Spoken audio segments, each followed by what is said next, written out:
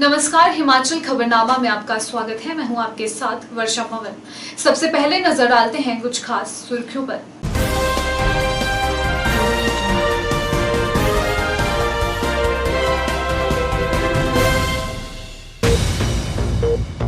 चार जिलों में 27 अप्रैल से नाइट कर्फ्यू, बिना नेगेटिव कोरोना रिपोर्ट नहीं मिलेगा प्रदेश में प्रवेश।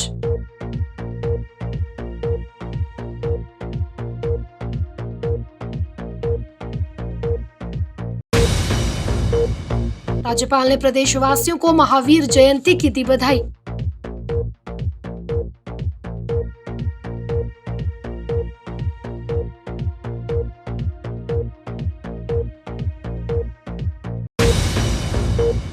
मुख्यमंत्री जयराम ठाकुर ने बर्फबारी और ओलावृष्टि से हुए नुकसान का मूल्यांकन करने के उपायुक्तों को दिए निर्देश।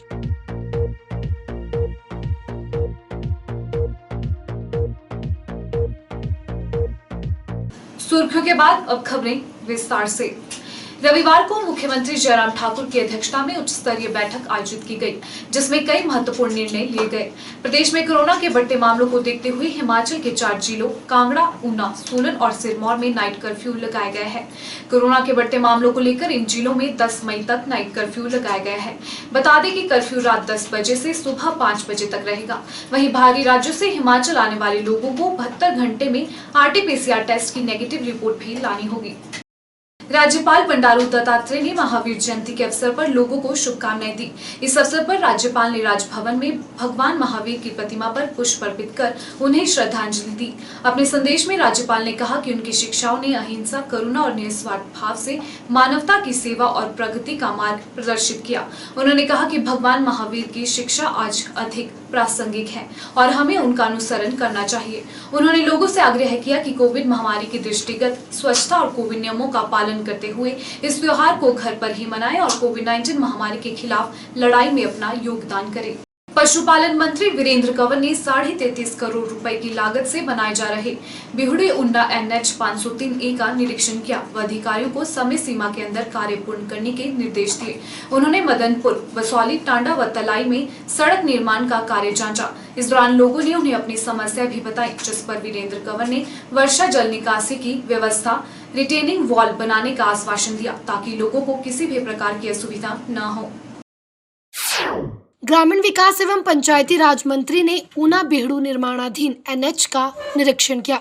इस दौरान ग्रामीण विकास मंत्री ने कहा कि NH के किनारे यात्रियों की सुविधा के लिए रेन शेल्टर भी बनाए जाएंगे। उन्होंने तलाई में पंचवटी पार्क बनाने का आश्वासन भी दिया, जिससे वरिष्ठ नागरिकों, बच्चों और लोगों को व्यायाम करने और घूमने के लिए उपयुक्त स्थान मिल पाएगा। उन्होंने कहा कि ऊना से बिहड़ू तक पहुंचने के लिए 16 किलोमीटर लंबी सड़क के सुधारीकरण का कार्य प्रगति पर है, जो जल्द ही पूरा हो जाएगा। इसके अतिरिक्त ग्रामीण विकास एवं पंचायती राज मंत्री ने बताया कि लठियाणी मंदली पुल की DPR जुलाई माह तक तैयार कर ली जाएगी। उन्होंने कहा कि जैसे ही सभी औपचारिकताएं पूर्ण कर ली जाएंगी तो इसका शिलान्यास भी कर दिया जाएगा। उन्होंने बताया कि इस नेशनल हाईवे के बनने से हमीरपुर जाने वाले यात्रियों के लिए लगभग 18 से 20 किलोमीटर दूरी कम हो जाएगी और इसके अलावा पर्यटन क्षेत्र को भी नई दिशा मिलेगी। लठियाणी मंदली पुल के निर्माण से ग्राम पंचायत कोढ़हरा, बुधान, लठियाणी, तनोह, मलांगट, धुंधला, छपरोह, बुढ़वार, मंदली, थड़ा, रायपुर, परोइया समेत अन्य गांवों के लोगों को सुविधा मिलेगी। NH का निरीक्षण करने के बाद वीरेंद्र कंवर ने घरवासड़ा में 65 लाख रुपए की लागत से निर्मित किए जा रहे वन विभाग के विश्राम गृह के प्रगति कार्य का भी जायजा लिया और विभाग को कार्य शीघ्र पूर्ण करने के निर्देश दिए। उन्होंने बताया कि विश्राम गृह में 4 रूम सेट बनाए जाएंगे और इससे क्षेत्र में आने वाले पर्यटकों को सुविधा मिलेगी। मैंने आज देखा कि कुछ जो लोगों को दिक्कतें आ रही हैं, बार बार लोगों के बीच में फोन आ रहे थे, तो मैंने स्वयं मौके पर ऊपर आकर के ही इसकी जो है वो रिपोर्ट ली है और इसका हम समाधान भी करेंगे। जहाँ साइड ड्रेन्स जरूरी हैं, जहाँ रिटेनिंग वॉल्स जरूरी हैं, वो भी हम बनाएंगे। साथ में इस रोड के ऊपर यात्रियों को सुविधा देने के लिए वे साइड एमिनिटीज़, जहाँ पीर निगाह के पास और ऊपर तलाई के पास जो है वो बनाएंगे और जहाँ आवश्यक होगा, जहाँ प्राइम लोकेशंस होगी, वहाँ पर हम रेन शेल्टर्स भी जो है वो साथ में जोड़ेंगे ताकि एक अच्छा रोड, सुविधाजनक रोड और यात्रियों को आकर्षित करने वाली जो है ये सड़क जो है वो हम बनाएंगे। इसके साथ लठियानी मंदली पुल, जिसकी पिछली बार जब माननीय नितिन गडकरी जी आए थे और यहाँ पर हमारे केंद्रीय मंत्री श्री अनुराग ठाकुर जी के अनुरोध के ऊपर उन्होंने इसकी स्वीकृति दी थी, उसका भी काफ़ी काम जो है वो पूरा हो गया। यहाँ ड्राइंग्स भी बन करके तैयार हो गई हैं। अभी मार्च अपना जून महीने तक जहाँ इसकी DPRs और फॉरेस्ट क्लियरेंस और लैंड एक्विजिशन विभाग ने कहा है कि मैक्सिमम जो है वो जून जुलाई तक जो है वो हम इसको जो हम पूरा कर देंगे। तो जैसे ही ये सारी फॉर्मेलिटीज़ कंप्लीट हो जाएंगी, इसका ग्लोबल टेंडर्स फ्लोट होगा और इसका फाउंडेशन स्टोर जो है वो रख दिया जाएगा। प्रदेश में कोरोना संक्रमितों की बढ़ती रफ्तार पर जिला कांगड़ा मीडिया प्रभारी व कांग्रेस महासचिव सुदर्शन शर्मा ने चिंता व्यक्त की है। उन्होंने कहा कि कोरोना की दूसरी लहर काफी घातक है, ऐसे में सभी को और अधिक एहतियात बरतने की आवश्यकता है। वहीं उन्होंने भाजपा सरकार पर तंज कसते हुए कहा कि सरकार ने जो जोश चुनावों को करवाने के लिए दिखाया है, अगर वही जोश कोरोना के बचाव को लेकर दिखाया होता तो आज स्थिति कुछ और होती। हालांकि सुदर्शन शर्मा ने प्रदेश में 2 दिन का वीकेंड लॉकडाउन लगाने के सरकार के फैसले को कारगर कदम बताया है। कोरोना काल में पिछले साल जो इसकी लहर थी, उससे भी भयंकर लहर जो दूसरी लहर बताई जा रही है। मैं सरकार जो राष्ट्रीय केंद्रीय सरकार जो है, केंद्रीय सरकार के जो कार्यकलाप हैं पिछले, उसके आधार पर आपको एक बात बताना चाहता हूं। यदि वो जो 5 राज्यों में होने जा रहे चुनावों के प्रति गंभीर ना होती और पूरी की पूरी तवज्जो जो है वो इस चैन को तोड़ने की में लगाती, तो शायद आज ये दिन देखने को ना मिलते, क्योंकि कंट्रोल हो चुका था और सरकार ने अपना पूरा का पूरा ध्यान जो है वो इससे हटा के चुनावों की तरफ कर लिया, जिस कारण चेन जो फिर वह अपनी उसी रफ्तार से पूरे हिंदुस्तान में फैल चुकी है। लेकिन जो आपने क्वेश्चन किया कि जो 2 दिन का वीकेंड का जो लगाया है लॉकडाउन, ठीक है, सरकार का जो दायित्व भी बनता है कि हम इस वैश्विक आपदा से को रोकने के लिए, लोगों को बचाने के लिए कोई ना कोई अपनी तरफ से प्रयास करें। तो एक अच्छी पहल है, अच्छा कदम है। लेकिन इसकी जो सरकार की जो संरचना, सरकार का जो विवरण है, सरकार ने जो प्रयास किए हैं, उसमें थोड़ी सी ये पेचीदा एक पेच है कि मध्यम वर्ग जो है वो इसमें क्रश होता जा रहा है। एक मध्यम वर्ग जो है, जो हिंदुस्तान में सबसे ज़्यादा 45% के करीब पाया जाता है, जो हिंदुस्तान की सरकार को अपनी तरफ से टैक्स भी अदा करता है, लेकिन उनके प्रति सरकार गंभीर नहीं है। उनको आज तक यही नहीं पूछा जा रहा कि आप भी इस आपदा से ग्रसित हैं तो आपको क्या मुश्किल है, क्योंकि वो सबसे ज़्यादा टैक्स अदा करने वाली श्रेणी में आते हैं। तो मैं सरकार से ये कहूँगा कि उनके तरफ भी, उनके प्रति भी कुछ सोचा जाए। बाकी 2 दिन का जो लॉकडाउन है, ठीक है, ये एक अच्छा प्रयास भी है और प्रशासन इसके प्रति गंभीर भी है, और हमारा भी फर्ज बनता है इस समय कि सरकार का या प्रशासन का हम साथ दें और इस आपदा से निपटने का जो प्रयास है उसमें सहभागी बने। राज्य में कोविड-19 की स्थिति को देखते हुए मुख्यमंत्री जयराम ठाकुर द्वारा 4 जिलों में नाइट कर्फ्यू के फैसले का कांग्रेस प्रदेश महासचिव महेश्वर चौहान ने स्वागत किया है। उन्होंने कहा कि कांग्रेस पार्टी सरकार के हर उस फैसले के साथ खड़ी है जो निर्णय प्रदेश की जनता के हित में है, लेकिन कुछ ऐसे अनछुए पहलू भी हैं जिन पर सरकार को गौर करने की बेहद आवश्यकता है। महेश्वर चौहान ने प्रदेश के सबसे बड़े अस्पताल आईजीएमसी के नेफ्रोलॉजी विभाग से 2 वरिष्ठ चिकित्सकों का तबादला करने के प्रदेश सरकार के फैसले को गैर जिम्मेदाराना करार दिया और कहा कि सरकार धैर्य और जिम्मेदारी से इस फैसले पर पुनर्विचार करे। आज से नहीं, हमारा शुरू से मानना है और कांग्रेस पार्टी हिमाचल प्रदेश के अंदर डे 1 से हम लोग कह रहे हैं कि सरकार कोरोना से निपटने के लिए जो भी प्रभावी कदम उठाना चाहती है, जो भी बंदिशें, रिस्ट्रिक्शन लगाना चाहती हैं, जिस तरह से RT-PCR की आप बात कर रहे हैं और नाइट कर्फ्यू है, जो जहाँ की स्थिति को सरकार आंकलन कर रही है और डिस्ट्रिक्ट मजिस्ट्रेट आंकलन कर रहे हैं, और अगर लगता है कि कहीं पर नाइट कर्फ्यू लगना चाहिए तो हमने तो कभी इन चीज़ों का विरोध नहीं किया। सरकार को, कांग्रेस ने तो हमेशा कहा है कि हम कोरोना से निपटने के लिए जो भी आप प्रभावी कदम उठाना चाहते हैं, कांग्रेस पार्टी उसका समर्थन करती है। और हम अभी भी कह रहे हैं कि आप जो कदम, लेकिन सरकार को बहुत से और अनछुए पहलू है जो देखना चाहिए। आज हिमाचल प्रदेश के अंदर सबसे बड़ा अस्पताल आईजीएमसी है। क्या सरकार ने नीति बनाई कि कोरोना काल के अंदर आईजीएमसी का एक बहुत इंपॉर्टेंट डिपार्टमेंट जो नेफ्रोलॉजी का है, जहां पर रोज सैकड़ों मरीजों के डायलिसिस होते हैं, आज वो किस हालत में चल रहा है। कोरोना काल के अंदर आपने दो जो वहाँ के वरिष्ठ जो हमारे डॉक्टर्स थे, दोनों आपने हेड ऑफ द डिपार्टमेंट भी और सेकंड इन कमांड को भी, दोनों को कोरोना काल के अंदर आपने एम्स ट्रांसफर कर दिया, उनको एनओसी दे दी कि आप जाइए एम्स में बिलासपुर में। तो क्या हिमाचल प्रदेश का सबसे बड़ा जो अस्पताल है उसकी कॉस्ट पर हम नया एम्स बनाएंगे? और एम्स में वो दोनों डॉक्टर जो नेफ्रोलॉजी के हैं वो क्या कर रहे हैं? वो नेफ्रोलॉजी डिपार्टमेंट नहीं देख रहे हैं, वहाँ पे वो मेडिसिन की ओपीडी चलाएंगे, जो कि अभी अस्पताल शुरू नहीं हुआ है। तो मैं ये चाहता हूँ कि कोरोना काल के अंदर सरकार को धैर्य से और जिम्मेदारी के साथ फैसले लेने चाहिए। आज अगर आप नेफ्रोलॉजी डिपार्टमेंट का हाल देखें तो आज वो एक मात्र वहाँ पे डॉक्टर है, वो भी कॉन्ट्रैक्ट पर शायद है, तो उनके हवाले आपने पूरे देश प्रदेश को आपने उनके जो नेफ्रोलॉजी के मरीज हैं उनके सारे छोड़ दिया है और बहुत मुश्किलों का दौर वहाँ पर आ रहा है। सरकार को इस फैसले पर पुनर्विचार करना चाहिए कि क्या हम अपने दो नेफ्रोलॉजिस्ट भेज दें और जो कि बिलासपुर में जाकर जो अभी अस्पताल भी शुरू नहीं हुआ वहाँ पे मेडिसिन की ओपीडी चलाएं। तो इस तरह के गैर जिम्मेदाराना फैसले कौन कर रहा है? तो हमारी सरकार को अभी भी हमारी ये मांग है कि आप जो फैसले कोरोना को लेकर लेना चाहते हैं ले, कांग्रेस पार्टी उसमें समर्थन करती है, लेकिन जो इस तरह के आप गैर जिम्मेदाराना फैसले ले रहे हैं इनके ऊपर आपको पुनर्विचार करना चाहिए। फेसबुक पर भारत के संविधान निर्माता डॉक्टर भीमराव अंबेडकर के खिलाफ अभद्र टिप्पणी करने को लेकर अनुसूचित जाति संगठनों ने इसका विरोध किया है। इस संबंध में संगठन द्वारा रविवार को शिमला में एक प्रेस वार्ता भी आयोजित की गई। इस दौरान भीम आर्मी के अध्यक्ष रवि कुमार दलित ने आरोप लगाया कि स्वर्ण जाति के कुछ लोगों द्वारा फेसबुक पर अनुसूचित जाति के लोगों और भीमराव अंबेडकर पर अभद्र टिप्पणियां की जा रही है, जिसका उन्होंने विरोध किया है। शिमला में आयोजित पत्रकार वार्ता के दौरान भीम आर्मी के अध्यक्ष रवि कुमार दलित ने कहा कि सोशल मीडिया पर समाज सुधार सभा के अध्यक्ष जियालाल साधक द्वारा एक पोस्ट डाली गई थी, जिसका मकसद अनुसूचित जाति लोगों को समाज की बुराइयों के बारे में जागरूक करना था।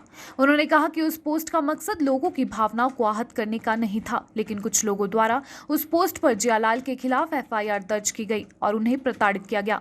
उन्होंने आरोप लगाते हुए कहा कि स्वर्ण जाति के कुछ लोगों द्वारा अम्बेडकर जयंती को काला दिवस के रूप में मनाया गया। इतना ही नहीं, अम्बेडकर और अनुसूचित जाति के लिए अभद्र शब्दों का भी इस्तेमाल किया गया। उन्होंने कहा कि इसके लिए शिमला उपायुक्त से लेकर SP शिमला को ज्ञापन भी सौंपा गया, लेकिन अभी तक कोई कार्रवाई नहीं हुई है। उन्होंने कहा कि इस तरीके की टिप्पणियां समाज का माहौल खराब कर रही हैं और कुछ लोग सोशल मीडिया के माध्यम से हिंदू समाज को एक दूसरे के विरुद्ध भड़काने में जुटे हुए हैं, जो निंदनीय है। उन्होंने चेतावनी देते हुए कहा कि अगर जल्द से जल्द इन अभद्र टिप्पणी करने वाले लोगों पर कार्रवाई नहीं की गई तो आने वाले दिनों में हिमाचल प्रदेश में अनुसूचित जाति संगठनों द्वारा एक उग्र आंदोलन किया जाएगा, जिसके तहत पुलिस स्टेशनों सहित सचिवालय का घेराव कर अपनी मांगों को उठाया जाएगा।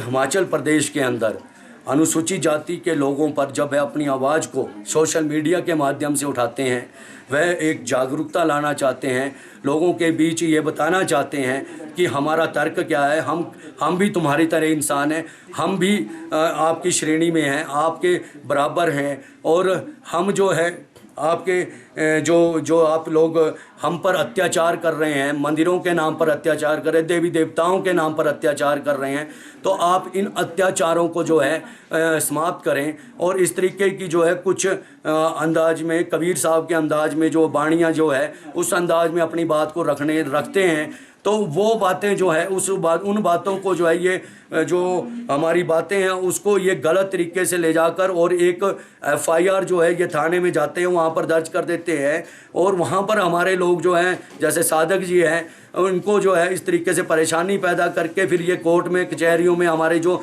जागरूक लोग हैं उनको घसीटने का काम कर रहे हैं, ताकि जो हमारा जो समाज है, जो अनुसूचित जाति के लोग हैं वो डर जाएं, सहम जाएं, वो अपनी आवाज़ जो है सोशल मीडिया के माध्यम से ना उठा सकें। तो मैं इन लोगों को एक बात बता देना चाहता हूं कि हम अपनी आवाज़ हिमाचल प्रदेश में पहले तो थोड़ी ही बुलंद करते थे, अब बहुत बड़े स्तर पर बुलंद करेंगे, और इस गलतफहमी में ना रहे कि हम एक अगर हमें हिंदू, अगर हम हिंदू है तो अगर आप हिंदू है तो हमें हिंदू कहते हैं। तो ये बताओ कि हिंदू होकर जो है हिंदू भाई से जो है आपका विरोध किस तरह का विरोध है? आप लोगों को हिंदू होने के नाते हिंदुओं के खिलाफ अपने लोगों के ऊपर आप लोग अत्याचार कर रहे हैं। तो इस चीज़ को आप समझिए, इस चीज़ को समझने की कोशिश करिए। और जो भी होगा, अब हिमाचल प्रदेश में अनुसूचित जाति के लोगों पर अगर अत्याचार होते हैं, किसी तरह की कोई FIR दर्ज होती है, गलत तरीके से शासन या प्रशासन FIR दर्ज करता है, तो हम थानों का घेराव करेंगे। और ये बात स्पष्ट कर देना चाहते हैं कि गलत तरीके से गलत FIR दर्ज ना की जाए। और जिस तरह से बाबा साहब अम्बेडकर के ऊपर इन्होंने 14 अप्रैल को काला दिवस के रूप में मनाया है, और इस तरीके से जो है इन्होंने सोशल मीडिया पर जो है ये इन्होंने डाला है, जिसके प्रिंट जो है इसको वाल्मीकि सभा के जो वहाँ पर लोग हैं उन्होंने वहाँ पर SP शिमला को भी दिया है, DC शिमला को भी दिया है। इन लोगों पर तुरंत FIR दर्ज कर इनकी गिरफ्तारियां करें और इन पर कड़ी कार्रवाई अमल में लाई जाए। कोरोना संक्रमण की चेन को तोड़ने के लिए नई बंदिशें लगाई गई हैं, जिसमें वीकेंड पर शनिवार और रविवार को आवश्यक वस्तुओं की दुकानें, जिसमें होटल, ढाबे, मेडिकल शॉप को छोड़कर अन्य सभी व्यापारिक संस्थान बंद रखने की अधिसूचना जारी की गई है।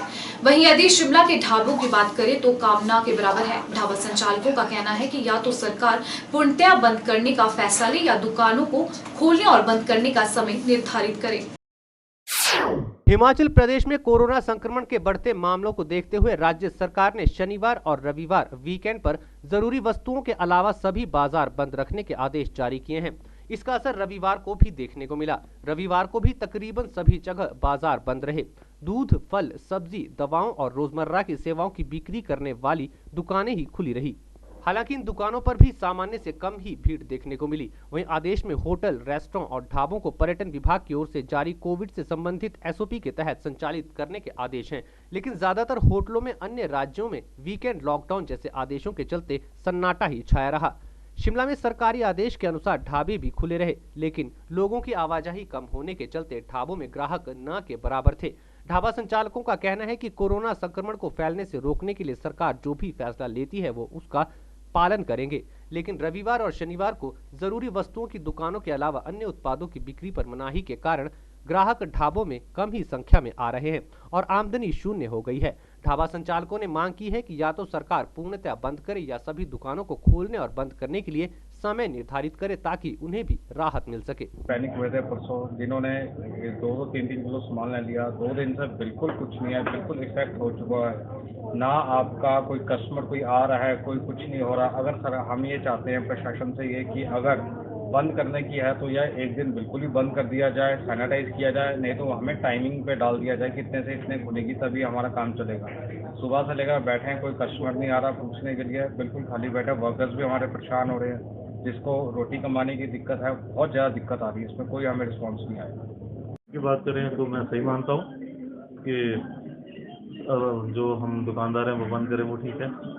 और अगर व्यापार की बात हो तो उसमें सभी व्यापारियों को घाटा हो रहा है। व्यापारियों को हर जगह उन्होंने प्रावधान दिया है और अब ये कोविड के बढ़ते जो प्रचलन है तो उसमें ये चीज़ देखने को मिल रहा है कि अगर ये कोई समय निर्धारित कर दें व्यापार का तो उसमें इनको भी फायदा होगा और व्यापारियों को भी फायदा होगा। क्योंकि अभी सुबह से लेकर शाम तक व्यापारी वर्ग जैसे शनिवार इतवार बंद है तो इसमें एसेंशियल आइटमें खुली हैं, तो जब कस्टमर ही नहीं होगा तो ऐसे व्यापारी बैठ के करेगा क्या। सरकार से हमारी मांग यही है कि जैसे सबके लिए रखा है वैसे हमारे लिए भी रखा जाए, 3 घंटे का समय दिया जाए, जिससे कि भाई हम भी विले बैठ के यहाँ पे क्या फ़ायदा है। पब्लिक आ नहीं रही है, कोई आ नहीं रहा है, हम लोग बैठे हुए हैं वैसे ही दुकानें खोल के। कोरोना क्या बाकियों के लिए है, बाकी हमारे लिए नहीं है। इसलिए भी टाइम होना चाहिए सर, संडे को 9 से 1 बजे तक का टाइम होना चाहिए ताकि हम भी घर जाके रेस्ट करें। और कोरोना तो किसी भी टाइम आ सकता है, किसी को भी आ सकता है। अब हम सारा दिन यहाँ बैठे हैं, कभी भी कुछ भी हो सकता है जी। हमारे लिए भी तो टाइम होना चाहिए, और दुकानदारों के लिए तो हमारे लिए भी, फूड एसेंशियल में तो हमारे को भी टाइम दो। बीते दिनों प्रदेश के ऊपरी क्षेत्रों में हुई बर्फबारी के कारण से बाहुल क्षेत्रों में काफी नुकसान हुआ है। फल सब्जी एवं फूल उत्पादक संघ के प्रदेशाध्यक्ष हरीश चौहान ने कहा कि कई जगहों पर एंटी हेल नेट खराब हो गया है, जिससे सेब के पेड़ों को खासी क्षति पहुंची है। वह नुकसान का आंकलन करना मुश्किल है। उन्होंने सरकार से मांग की है कि जल्द से जल्द बर्फबारी से सेब के बूटों को हुए नुकसान का आंकलन करे और बागवानों को मुआवजा दिया जाए। हिमाचल प्रदेश के सेब बहुल क्षेत्र में जो है ये बहुत बड़ा नुकसान जो वो 7000 फुट की हाइट से ऊपर हुआ है। अकस्मात जो ये बर्फबारी आई है अप्रैल माह के आखिर में, इससे जो है बहुत बड़ा नुकसान हिमाचल प्रदेश के किसानों बागवानों को सहना पड़ रहा है। लगभग अभी तो इसकी कोई पूरी तरह से आंकलन नहीं कर पाए हैं बागवान, क्योंकि अभी जालियाँ उतार रहे हैं, उसमें बागवानों के बहुत सारे पेड़ गिर गए हैं और उसके टॉप टूट गए हैं, जो ऊपर की चोटियाँ हैं वो तहस नहस हो गई है और अभी आंकलन करना आसान नहीं है। ये तो लगभग कहीं 1000 करोड़ के आसपास जाने वाला है। हमारा फल सब्जी एवं फूल उत्पादक संघ का सरकार से आग्रह है कि सरकार इसका तुरंत आंकलन करे और इसमें बागवानों को तुरंत राहत दे। ऐसा ना हो कि जैसे और साल आंकलन होता है उसमें कभी आज तक हमने नहीं देखा कि बागवानों को कुछ मिला है, लेकिन इस बार बागवानों को ये उम्मीद है, क्योंकि बागवानों ने कुछ जो है सब्सिडी ली है नेट्स पे और लोन लिया है उस पर नेट्स पे, और कुछ लोगों को सब्सिडियाँ मिली, कुछ को नहीं मिली, लेकिन लोन पे जो है नेट्स भी ले रखी है। और नेट के अलावा उनका नेटों का तो नुकसान हो ही गया है, साथ में पौधों का नुकसान हो गया, जिसकी भरपाई 10-12 साल तक नहीं हो सकती, 15 साल तक नहीं हो सकती। किसानों को बहुत मुश्किल दौर से गुजरना पड़ रहा है और किसानों की बैंकों में केसीसी जो लिमिट्स बनी है, हमारा सरकार से आग्रह है कि जो भी ये केसीसी लिमिट्स है या जालियों के लिए लोगों ने लोन लिया है, ये बागवानों ने लोन लिया है, ये सारा जो है माफ़ कर दिया जाए इसका, या इसके ब्याज जो है वो माफ़ कर दिया जाए, ताकि किसान बागवान को राहत मिल सके और इस मुश्किल दौर से उभरा जा सके। सोलन जिले के छोटी काशी के नाम से मशहूर बातल गांव यूं तो अपनी विविधता के लिए जाना जाता है। ये सोलन जिले के सबसे बड़े गांव में शुमार है। इस गांव से कई उच्च अधिकारी और प्रकांड पंडित निकले हैं, जिन्होंने प्रदेश ही नहीं बल्कि देश में भी अपनी योग्यता का लोहा मनवाया है। एक बार फिर से ये गांव सुर्खियों में आया है। इसी गांव के स्थानीय निवासी राजेंद्र सुमन, जिन्होंने टेलीकॉम कंपनी में 25 वर्ष सेवा कर 45 साल की उम्र में जेडीओ पद और राजेश शर्मा ने टीबी स्टेट लैब टेक्नीशियन पद पर 20 वर्ष की नौकरी छोड़कर पुश्तैनी कार्य पशुपालन शुरू किया। फार्म फ्रेश कॉर्नर के मुख्य संस्थापक राजेंद्र सुमन और उनके सहयोगी राजेंद्र शर्मा द्वारा बातल गांव में करीब 1 लाख रुपए की लागत से 70 लीटर की मिल्क वेंडिंग मशीन की स्थापना 10 माह पूर्व करवाई गई है। सुमन खुद पशुपालक हैं और उन्होंने इस मशीन के बारे में न सिर्फ सोचा बल्कि इसे मूर्त रूप भी दिया। हिमाचल के सबसे तेजी से विकसित हो रहे सोलन नगर सहित अन्य क्षेत्रों में भी इस तरह की मिल्क वेंडिंग मशीन की सुविधा नहीं है। मिल्क वेंडिंग मशीन गांव में लगने के बाद पशुपालकों का घर घर दूध देने का झंझट भी खत्म हुआ है, साथ ही दुग्ध उपभोक्ताओं को भी इससे लाभ मिल रहा है।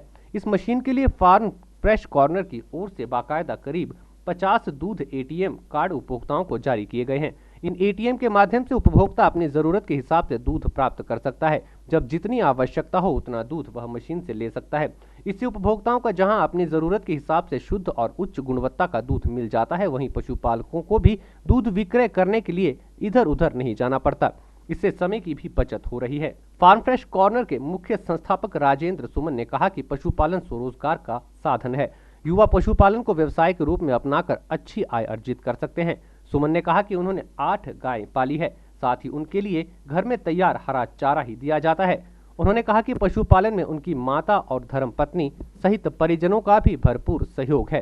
उन्होंने कहा कि इसके साथ साथ उन्होंने अन्य 4 लोगों को भी रोजगार दिया है। पास भी ऐसी कोई मशीन नहीं थी। इसका मुझे इस बात का ख्याल ऐसे आया कि हम जैसे डोर टू डोर जो दूध देते हैं उसमें काफी दिक्कतें आती थी, क्योंकि ऐसा होता है कि लोगों ने आज दूध नहीं भी लेना हो या कभी ज्यादा लेना हो, उनके पास इस तरह की आजादी कोई नहीं थी कि वो अपनी मर्जी से दूध ले सके। तो हमने ये सोचा, एक दो इसके बारे में मैंने कहीं आसपास तो नहीं था, लेकिन ये देखा था कि बड़े शहरों में ऐसी कोई मशीन होती है। तो वहाँ मैंने पता किया और हमने इसको अपने ये बातल गाँव में इसको इंस्टॉल किया। इसका फायदा हमने ये देखा है कि एक तो लोगों के पास इस तरह की आज़ादी हो जाती है कि वो अपनी मर्जी से दूध ले सकते हैं। उनको ऐसी बंदिश नहीं है कि वो आज नहीं लेना चाहते तो आज ना लें, आज उनको ज्यादा दूध चाहिए तो अपनी मर्जी से ले लेते हैं। हम उनको एक इस तरह का कार्ड उनको इशू कर देते हैं और इसके हिसाब से वो आधा किलो, 1 किलो, 2 किलो जो भी उनको लेना हो वो अपनी मर्जी से ले सकते हैं। कोरोना के बढ़ते मामलों को देखते हुए हिमाचल प्रदेश सरकार ने कई नई बंदिशें लगाई हैं, जिसमें मंदिर और अन्य धार्मिक स्थलों को भी बंद रखने के आदेश हैं। ऐसे में महावीर जयंती पर किसी भी तरह के कार्यक्रम का आयोजन नहीं किया गया, लेकिन धार्मिक आस्था से जुड़े होने के चलते शिमला स्थित दिगंबर जैन मंदिर में कोरोना प्रोटोकॉल के तहत श्रद्धालुओं को माथा टेकने की अनुमति दी गई। कोरोना काल से पहले महावीर जयंती हर वर्ष हर्षोल्लास के साथ मनाई जाती थी, लेकिन पिछले वर्ष की तरह इस मर्तबा भी महावीर जयंती के पावन अवसर पर जैन मंदिरों में किसी तरह के कार्यक्रम का आयोजन नहीं किया गया। शिमला दिगंबर जैन सभा के अध्यक्ष अशोक जैन ने कहा कि सुरक्षा नियमों की अनुपालना करते हुए कार्यक्रम आयोजित नहीं किया गया है, लेकिन प्रत्येक धर्म के साथ लोगों की अपनी एक आस्था जुड़ी होती है, जिसे देखते हुए मंदिर में सुबह सूक्ष्म रूप से पूजा की गई और लोगों को एक एक करके मंदिर में जाकर माथा टेकने की अनुमति प्रदान की गई थी। मेरा नाम अशोक जैन, मैं श्री दिगंबर जैन सभा शिमला का अध्यक्ष हूँ। इस साल कोरोना की वजह से महावीर जयंती का एक बारे में जो उत्सव होना था महावीर जयंती के, लेकिन ये उत्सव इसलिए नहीं हो पाया कि कोरोना महामारी का बहुत ज़्यादा जोर है और सरकार के निर्देशानुसार हमने उसका पालन करते हुए इस साल ये ही सोचा कि बड़ी सादे ढंग से महावीर जयंती मनाई जाए। तो क्या मंदिर में लोगों को आने की अनुमति दी गई है? मंदिर में 1 by 1 के लिए अनुमति दी गई थी, क्योंकि लोग अपना धर्म का जो पूजा वगैरह इस दिन करते हैं, तो एक आया एक गया, एक आया एक गया, इस हिसाब से हमने अनुमति दी। कोरोना संक्रमण की बढ़ती रफ्तार के बीच जहां लोगों को अपने स्वास्थ्य की चिंता सताने लगी है, वहीं कुछ लोग अब भी कोविड-19 को हल्के में ले रहे हैं। कोरोना की दूसरी लहर के बीच बढ़ते संक्रमण और मौत के आंकड़ों के बाद सरकार ने संक्रमण से बचाव को लेकर कई बंदिशें लगा दी है। बावजूद इसके कुछ लोग बेपरवाह होकर कोविड नियमों को ठेका दिखा रहे हैं।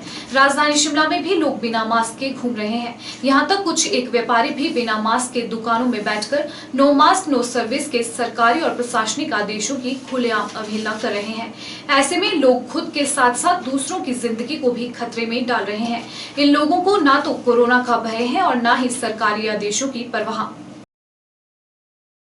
हिमाचल प्रदेश में कोरोना संक्रमण के बढ़ते मामलों को देखते हुए राज्य सरकार के शनिवार और रविवार को सभी बाजार बंद रखने के आदेश का असर दूसरे दिन भी देखने को मिला। प्रदेश में तकरीबन सभी जगह बाजार बंद रहे।